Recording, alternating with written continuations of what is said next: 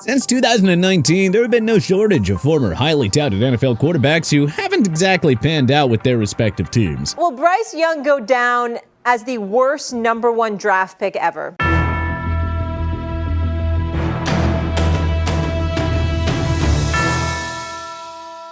Let's examine 10 recent NFL quarterback draft busts who need a new team and where they should go to revive their careers. Bryce Young, Las Vegas Raiders. The first overall pick of 2023 will go down as a mega bust in Carolina, especially considering how much they gave up to snag him in the first place. The fact that Andy Dalton is producing with the same supporting cast as Young goes to show how badly the former Alabama QB needs a fresh start. Given Young's upside and status as a recent first overall pick, he's got to join a team that'll let him start ASAP.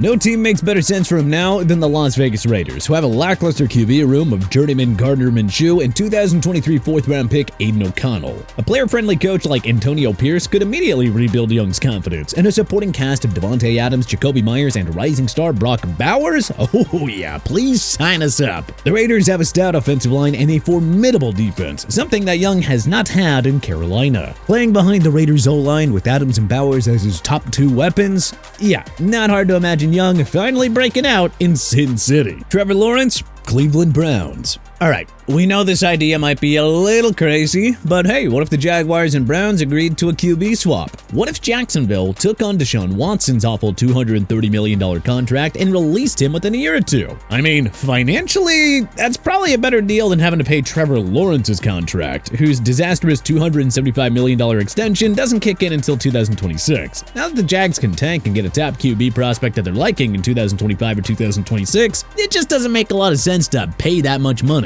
And if you're the Browns, well, hey, you made the playoffs last year with Joe Flacco as your QB. So, yeah, the 2021 first overall pick could very well hit a ceiling in Cleveland. I mean, just imagine what Lawrence would walk into. Nick Chubb as his running back, Jerry Jeudy, David Njoku, and Amari Cooper, a top 10 offensive line, a championship caliber defense, and a two-time Coach of the Year in Kevin Stefanski. T-Law, at the very least, would be a big-time upgrade over Watson. Cleveland would also probably ask Lawrence to restructure his contract to make this deal work, but you know, it'd probably be worthwhile. I mean, at this point, it's way better than paying Watson to stink it up every week and prevent the otherwise star-studded team from reaching their potential. Trey Lance, Tennessee Titans. It's hard not to feel sorry for Trey Lance, simply because he hasn't been given a fair chance to succeed. He started 2 games in 2022 before suffering a season-ending ankle injury, and nobody could have seen Brock Purdy rising to stardom in his place. Instead of getting a second chance, the number 3 pick of 2021 was traded to the Dallas Cowboys to serve as a third stringer behind Dak Prescott and Cooper Rush. With Will Levis looking like a bust in Tennessee, more on him later, we'd like to see the Titans take a chance on Lance, who's slated to hit free agency in 2025. Or, you know, they could trade for Lance now and see what he can do. I mean, this would be a pretty good situation for Lance to walk into. A young offensive-minded coach in Brian Callahan with 3 quality receivers in Calvin Ridley, DeAndre Hopkins, and Tyler Boyd, plus a 1,000-yard rusher in Tony Pollard. Peter Skoronski and J.C. Latham are 2 potential cornerstones at offensive tackle as well. Lance dazzled at North Dakota State as a dual-threat QB, but he hasn't exactly had a fair opportunity to showcase his talents at the NFL level. Maybe the Titans could save his career the way that they saved Ryan Tannehill's a few years back. Not saying it would definitely happen, but at this point, I think it's worth a shot, especially seeing how Levis has flopped so far. Desmond Ridder, Los Angeles Rams. The number 74 pick of 2022 was the second quarterback taken that year, after Kenny Pickett. Ridder was regarded as a boomer-bust prospect, but his tremendous 2021 season with the Cincinnati Bearcats was tough to overlook. Ridder spent most of his rookie season as the Atlanta Falcons' backup behind Marcus Mariota. He eventually took over the starting duties late in the season and was subsequently named the starting QB for 2023. Ridder's play was inconsistent at best, however. 64.2 completion percentage for 12 touchdowns and as many interceptions wasn't exactly the most inspiring performance, thus prompting then head coach Arthur Smith to flip-flop between Ridder and Taylor Heineke at QB. Well, after signing Kirk Cousins, Atlanta traded Ridder to the Cardinals, forcing him to accept third-stringer duties for now. The Los Angeles Rams may as well roll the dice on Ridder and see if they can turn him into something. Sean McVay is one of the brightest offensive-minded coaches the game has ever seen, and the Rams need to have a long-term plan in place with Matthew Stafford now now entering the twilight years of his career. The idea of Ritter eventually assuming a McVay-coached offense with Puka Nacua and Kyron Williams is enticing enough for us. Stetson Bennett doesn't seem to be in LA's long-term plans, so they might as well take a shot at Ritter and try to get a head start on the Stafford succession plan. I mean, hey, at this point, it's better than nothing. Kyle Trask, New York Jets. The Tampa Bay Buccaneers drafted the Florida Gators product with the number 64 pick in 2021, hoping that he could eventually succeed Tom Brady after the GOAT's retirement. But 2 years of learning from Brady apparently did nothing to help Trask, who was assigned third-stringer duties behind TB12 and Blaine Gabbert. After Brady retired in 2023 and after Gabbert left for the Kansas City Chiefs, Trask got the chance to compete for the QB1 job with Baker Mayfield. Well, Mayfield beat out Trask, of course, and went on to revive his career with the Bucs in 2023 before signing a long-term extension. So Trask, a pending free agent, really needs a fresh start after missing his opportunity in Tampa. The New York Jets are the ideal fit for Trask for one simple reason. They have a future Hall of Famer at QB in Aaron Rodgers, albeit a 41-year-old who probably won't play more than 2 seasons after this. But hey, if you're the Jets, why not roll the dice on Trask and see if you can learn behind the 4-time league MVP? We have seen Trask's rocket arm in college, and the skill set is certainly there for him to succeed. In an ideal world, Trask would learn behind Rodgers for a couple of years before eventually taking over the offense with young cornerstones Garrett Wilson, Bryce Hall, and Olu Fashanu. Even if Trask doesn't stay with the Jets long-term, the benefit of learning from both Brady and Rodgers would go a long way in helping him eventually grow into a capable starting QB. Kenny Pickett, Jacksonville Jaguars. This hypothetical pairing can only work if the Jaguars can somehow unload Trevor Lawrence's contract. The point is that Kenny Pickett isn't going to start for the Philadelphia Eagles with Jalen Hurts under center,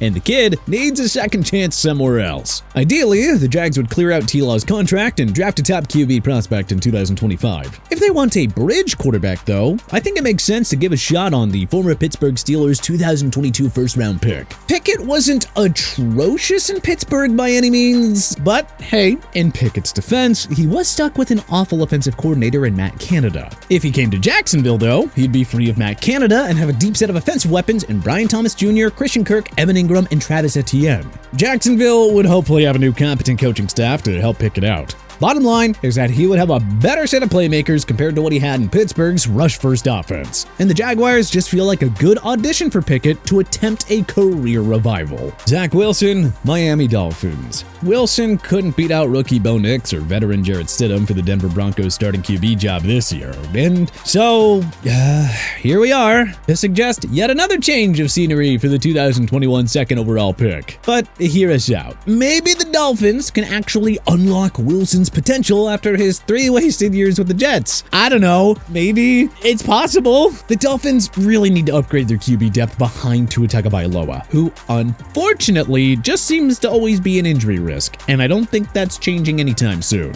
Maybe Wilson could get close to hitting his ceiling on a star-studded Miami offense with Tyreek Hill, Jalen Waddle, Raheem Mostert, and Devon Achane. A player-friendly coach like Mike McDaniel might also help restore Wilson's confidence the way that he did with Tagovailoa. Don't get us wrong, Wilson would not be the long-term starter in Miami. But, finding his accuracy, rhythm, and confidence in a loaded Miami offense could go a long way to fixing his career. Will Levis, New York Giants.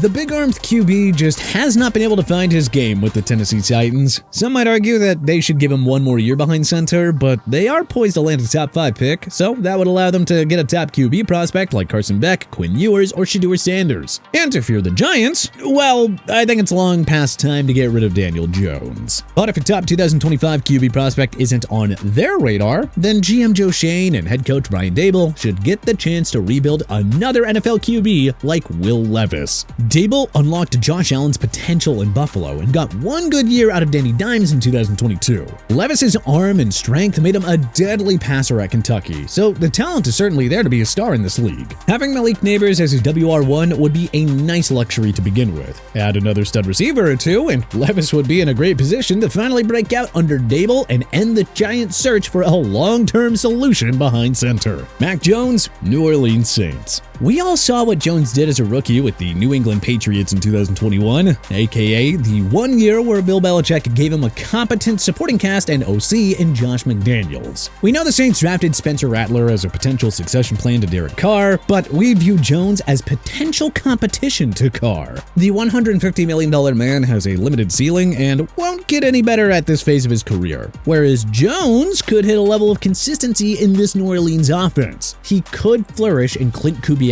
system that uses a lot of motion and play action. Jones's best attribute is his accuracy, and you'd have a nice set of playmakers in Alvin Kamara, Rashid Shaheed, and Chris Olave. Jones is not going to get a shot to shine in Jacksonville, but New Orleans makes a lot of sense as his landing spot. Daniel Jones, Seattle Seahawks. If the Seahawks could turn Geno Smith into a Pro Bowler and a capable starter in his 30s, then hey, why can't they turn Daniel Jones into something? Now, as much hate as Danny Dimes gets, let's remember, he has never had a half-decent offensive line to work with. And until the Giants drafted Malik Neighbors this year, Jones didn't have a single game-changing pass catcher to throw to, not to mention the 3 different head coaches. But we can see a scenario where Jones revives his career as Geno's successor in Seattle. His dual-threat game and beautiful deep ball are tailor-made for a Seahawks offense led by star wideouts DK Metcalf and Jackson Smith-Njigba, Tyler Lockett, and running backs Kenneth Walker and Zach Charbonnet. The Giants cut Jones loose as expected in 2025. The Seahawks could take a chance on Jones and see if his career can be saved in the Emerald City. But hey, where do you think the biggest recent NFL QB draft bust should go to revive their careers? Do you agree with our choices on this list? What would you change? Let us know in the comment section below. And hey, if you liked this video and learned a thing or two, then clicking the like button helps us out a ton. And you know, we really appreciate it. If this is your first time coming around to TPS though, then subscribing is a great idea because we put out videos like this every single day. But as always, thanks for watching and we'll see you guys next time.